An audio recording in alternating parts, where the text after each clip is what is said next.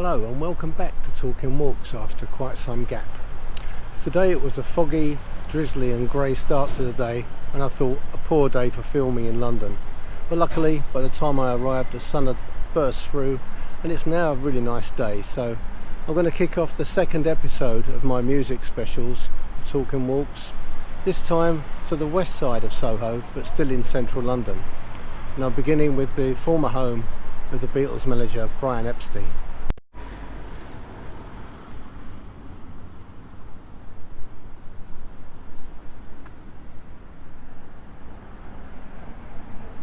It's the former home of Brian Epstein, the late manager of the Beatles from 1964 until his death on August the 27th, 1967. It was also where the press launch was held for the groundbreaking Sgt. Pepper's Lonely Hearts Club Band album. That was an album that changed my view of music forever. It made me realise that music can be so much more than just a pleasant background noise, that it can inspire you, it can stir your imagination, create memories and help you relate to the world. It can also help you escape it for a while. So a big thank you to the Beatles for doing that for me. Number 24, Chapel Street.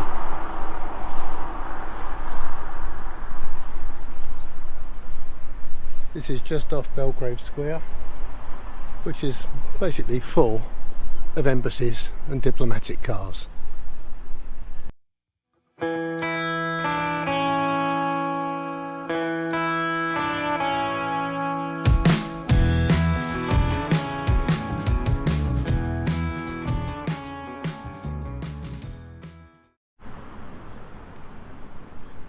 So this is number 57 Wimpole Street, which was once the home of Jane Asher and her family, and Jane was the girlfriend of Paul McCartney, and he lived here as a lodger between 1964 and 1966, where he wrote I Want to Hold Your Hand and Yesterday.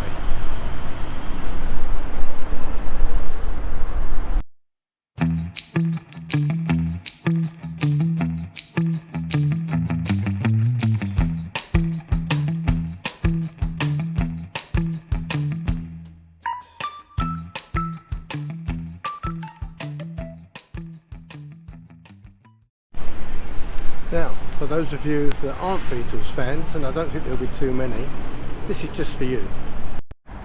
Well, here we are in Park Lane, right opposite Hyde Park, and this next site is the Mayfair Hilton.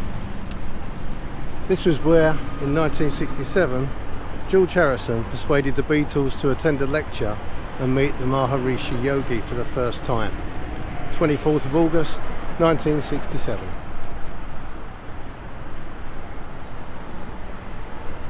Somewhere in there.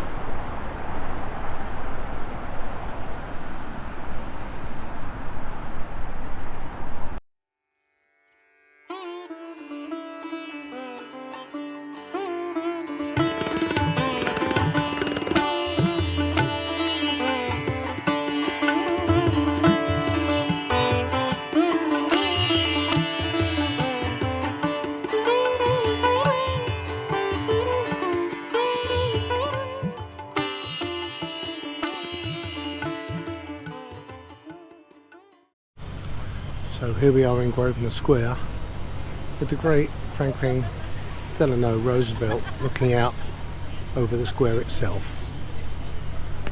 I wonder what he would have made of today's America. Bitterly divided, with the choice of senile Biden on one side and maniac Trump on the other. Oh well, you'll never know. Well, we're still in Grosvenor Square, which after Lincoln's Inn Fields is the second largest square in London, famous for being the location of the American Embassy, which you can see in front of me here. It became a focal point of protest against Vietnam War in 1968.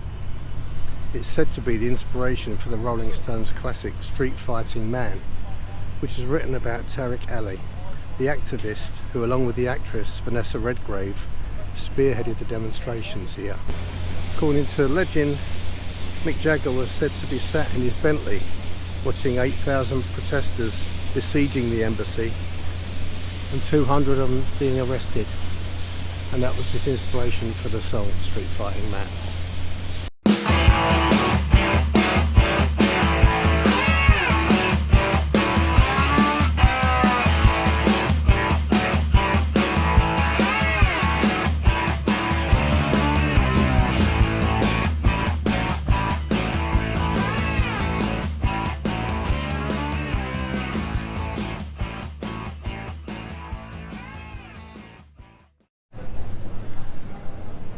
So here we are now at number 23 Heddon Street, just off Oxford Circus. And this was the site of one of the most recognised album covers ever, David Bowie's The Rise and Fall of Ziggy Stardust and the Spiders from Mars.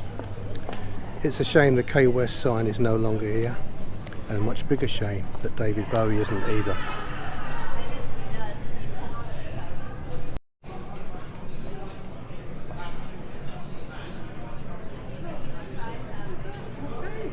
Just along from where the album cover was shot is a pub now called the Starman, and a restaurant called Ziggy. And then just up here, weirdly, there's a sign saying K West, which also features on the original album cover shoot.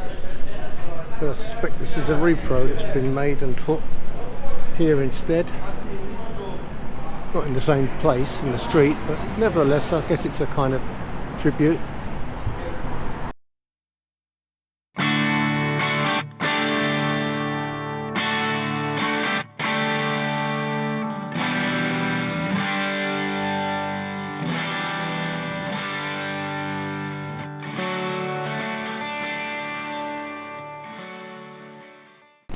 Well, we're now in Brook Street, which is between Oxford Circus and Bond Street tubes, and this is a real musical landmark because number 25 was a residence of George Frederick Handel for 35 years, while number 23 was briefly home to Jimi Hendrix in 1969. These addresses are now combined as the Handel and Hendrix Museum. And as a spooky side note, number 25 was reportedly haunted, and it's said that the museum called in a Roman Catholic priest to perform an exorcism here.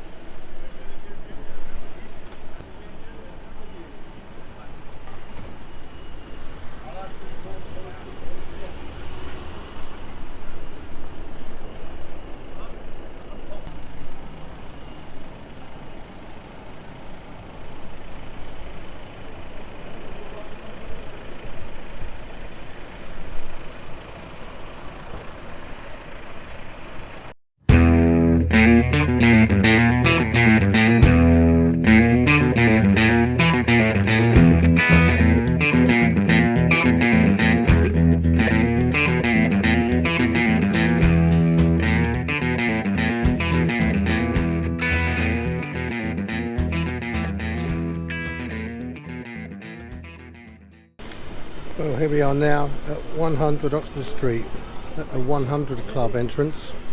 Not really much to see from outside, but this is one of the few legendary clubs that's still going strong today. It's a 350 capacity basement club that was founded in 1942 as the Feldman Jazz Club in a basement restaurant called Max. It's had a number of other changes since, but became the 100 Club in 1964 and has been a groundbreaking live music venue for a wide range of genres, from jazz, swing and blues to punk and rock.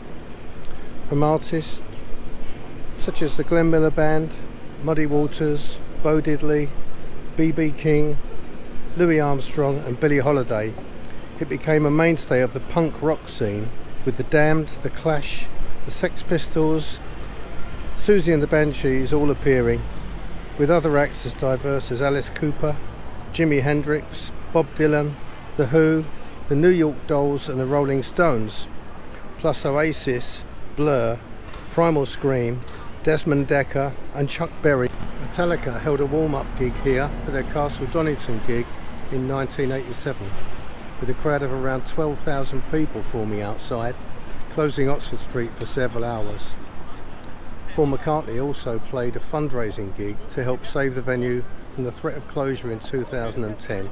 It even still has the same stage that was put up in 1964.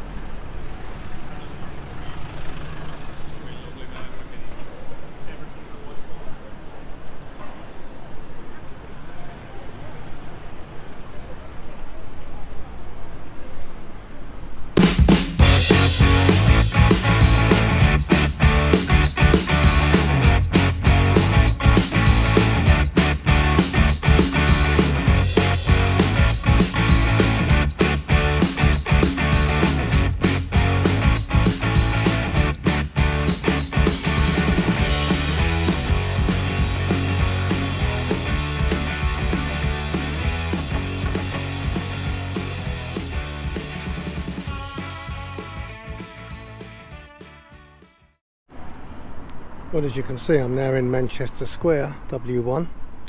The EMI offices where the Beatles were regular visitors. They even shot their Please Please Me album cover on the stairway here in 1963 and returned again in 1969 to shoot an identical photo which was planned to be used on the Get Back album, which didn't materialise. It was eventually used for the blue and red double album covers though. Sadly, as with Grosvenor Square, can't really show you very much of it because it's covered with building works, and so there's not really that much to see, but it's that building nevertheless.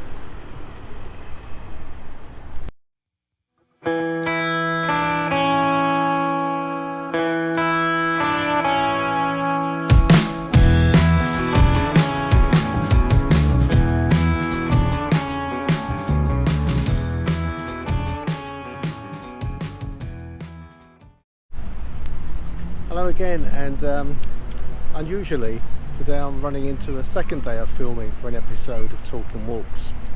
I can usually fit most sites in one day, but there's a lot of construction work going on here. Yesterday there were lots of builders' vans right in front of the building and I wanted to film. Sirens, you know, the usual things that happen when you're trying to film in London. You know, this city has been founded by the Romans 2,000 years ago.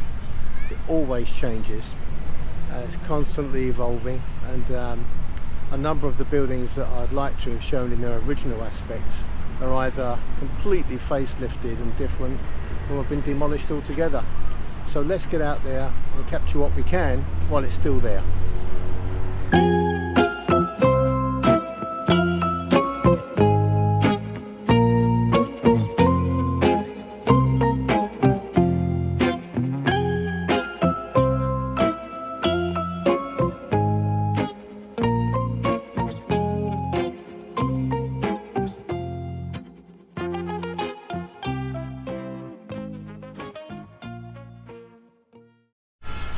So after the calamity of losing my phone when I was standing at this exact same spot some 3 weeks ago, I now have everything downloaded again onto a new phone so I can continue to film the last 4 sites of the West of Soho Talkin Walks London Music Sites episode.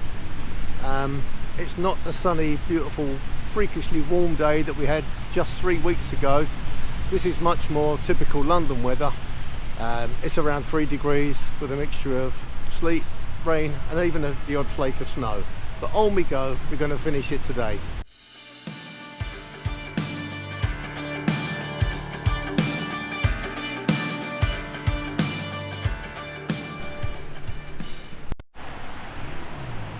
So here we are now at Curzon Place, and the building that I'm showing here used to be number 9 Curzon Place, which is now known as Curzon Square, just to confuse everybody. And it's the building with an apartment, flat number 12 actually, where Cass Elliot, better known as Mama Cass, died after suffering a heart attack on the 29th of July 1974.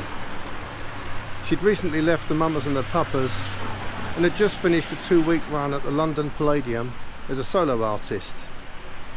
The flat was owned at the time by Harry Nilsson, the singer-songwriter of classics such as Without You and Everybody's Talkin'.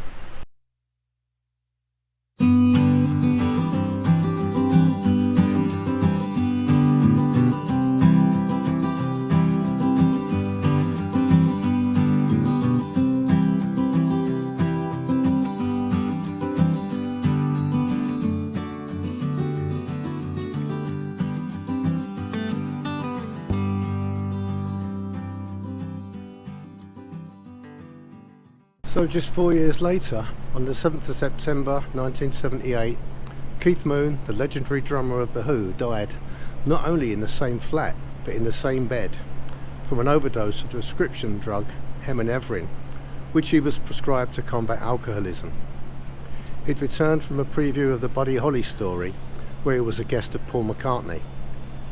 Ironically, Harry Nilsson tried to dissuade Keith Moon from staying there, as he considered the place cursed, but The Who's guitarist Pete Townshend persuaded him to allow it, saying, "Lightning doesn't strike twice," with tragic consequences.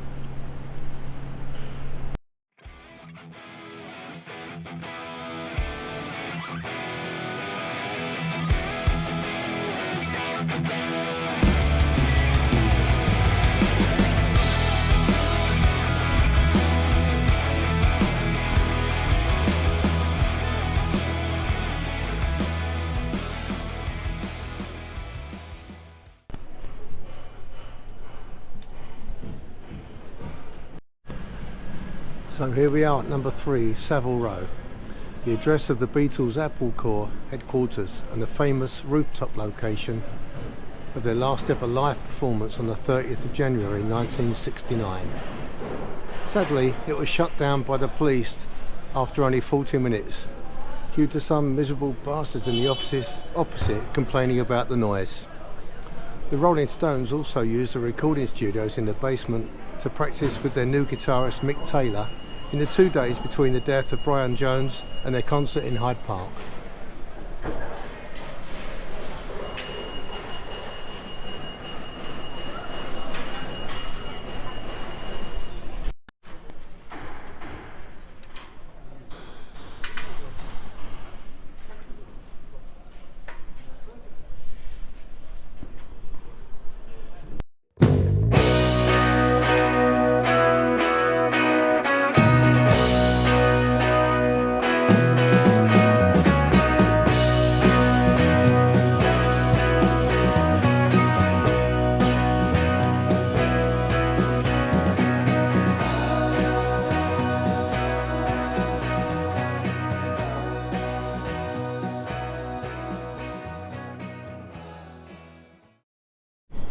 Now, as this site is in Soho at number 8 Kingley Street, it should have really been in my first episode, but I didn't have time to fit it in. So here we are, number 8 Kingley Street, once the site of the Bag and Nails Club. It was another hangout of the Beatles, Stones and other luminaries. The Jimi Hendrix Experience played here on one of their earliest gigs in the UK on the 25th of November 1966. The star-studded audience of only 100 is said to have included Eric Clapton, Pete Townshend, Paul McCartney, Ringo Starr, Brian Jones, Mick Jagger, John Entwistle, Donovan, Jeff Beck, Jimmy Page, the Hollies, the Small Faces, the Animals and Brian Epstein. It was also the place where Paul McCartney first met his eventual wife Linda Eastman on May the 15th, 1967, where he'd gone to see a Georgie Fame gig after the dinner party at Brian Epstein's house to launch Sgt. Pepper's Lonely Hearts Club Band. It was previously the Pinstripe Club, where the prominent politician John Profumo met Christine Keeler, leading to one of the biggest political scandals in the 1960s.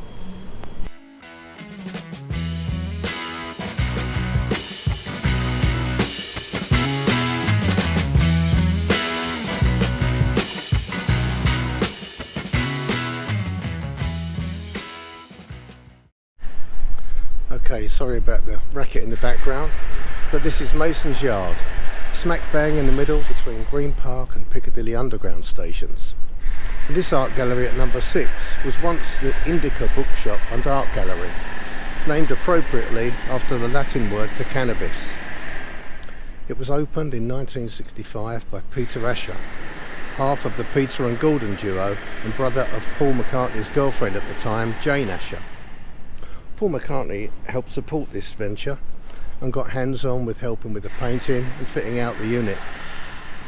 John Lennon went to the gallery at Paul McCartney's suggestion, where he met Yoko for the first time. John was visiting her exhibition Unfinished Paintings, and one of her exhibits was a tiny emblem on the ceiling. There was a ladder and a magnifying glass hanging from the ceiling.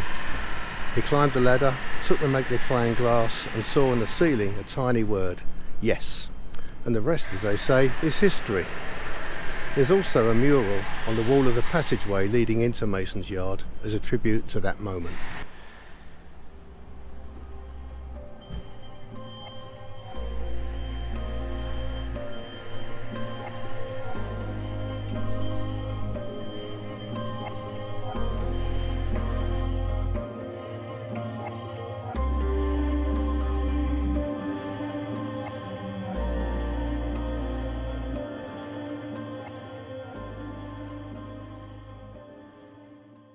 Now this is number 13 Mason's Yard. This is the site of Scotch of St James, one of London's most exclusive and trendy clubs of the swinging 60s. It opened on the 4th of July 1965 and included the Beatles, the Stones, Stevie Wonder, who performed here on the 3rd of February 1966, The Who, Rod Stewart, The Kinks, Sonny and Cher, the Spencer Davis Group and the Moody Blues, as well as numerous other iconic 60s acts amongst its patrons. It was also the site of Jimi Hendrix's first UK appearance on the 24th of September 1966, when he joined the house band on stage on the night of his arrival in England. He met his soon-to-be girlfriend Kathy Etchingham here for the first time that same night, and returned to play a gig here with the Jimi Hendrix Experience a month later. More recently, John Legend and Miles Kane have performed here, and today it remains an exclusive club where parties have been held by, amongst others, Scarlett Johansson, Rihanna, Jack White, Mark Ronson, Harry Styles, Rita Ora, Keira Knightley, Kate Moss and Metallica.